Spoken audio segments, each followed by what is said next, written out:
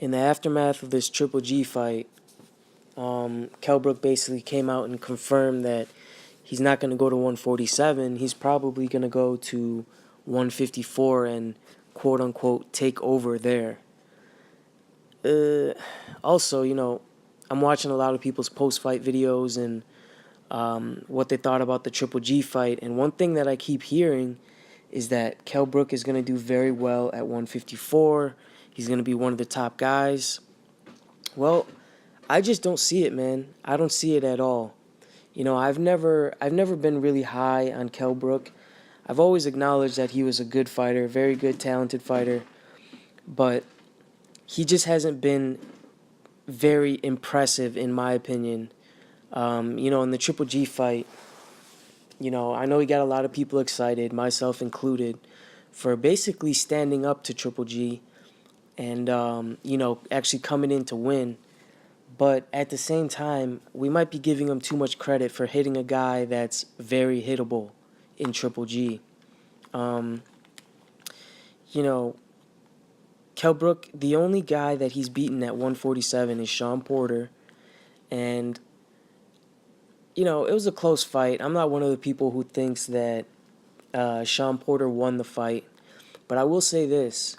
If the referee was on Sean Porter's side instead of Kell Brook's side, and he actually broke up some of that holding, that fight might have been a little bit different.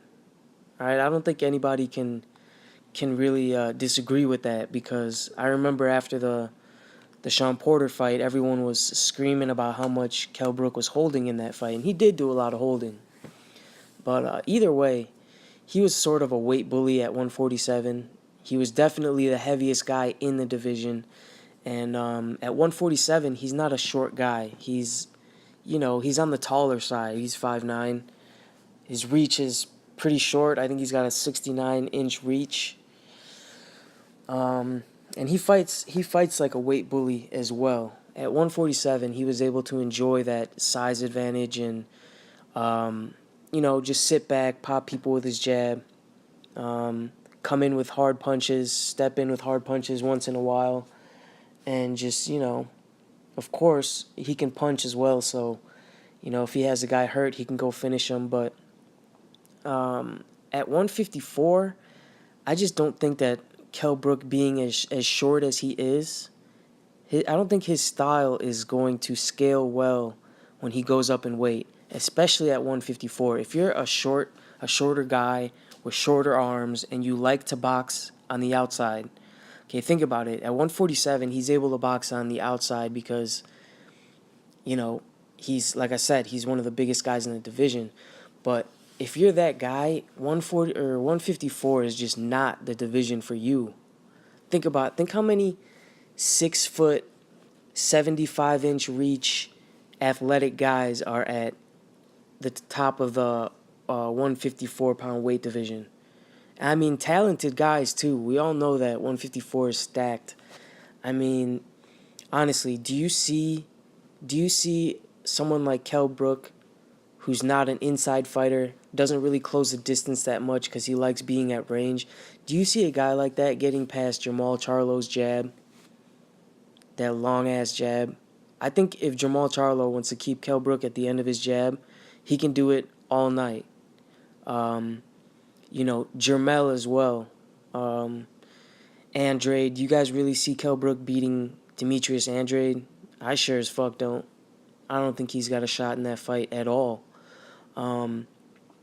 Someone who's as good of a counterpuncher and someone who's rough and rugged like J-Rock Williams, do you guys see Kell Brook beating J-Rock? I don't. Do you see him being able to get to Erislandy Lara, without having the crazy amount of foot speed or the reach? I don't, man. He could probably cherry pick a couple people.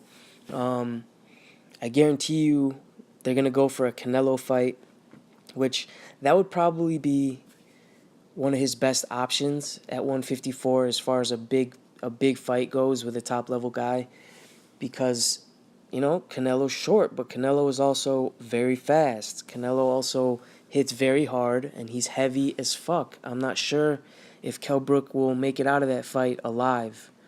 But, I don't know, man. Let me know what you guys think. I gotta go back and look at the top 10 at junior middleweight. I know there's a couple good prospects coming up as well. Erickson Lubin. You guys see Kell Brook being able to best a guy like Erickson Lubin, who's lightning fast, 6 foot tall, or 5'11", 6 foot, whatever.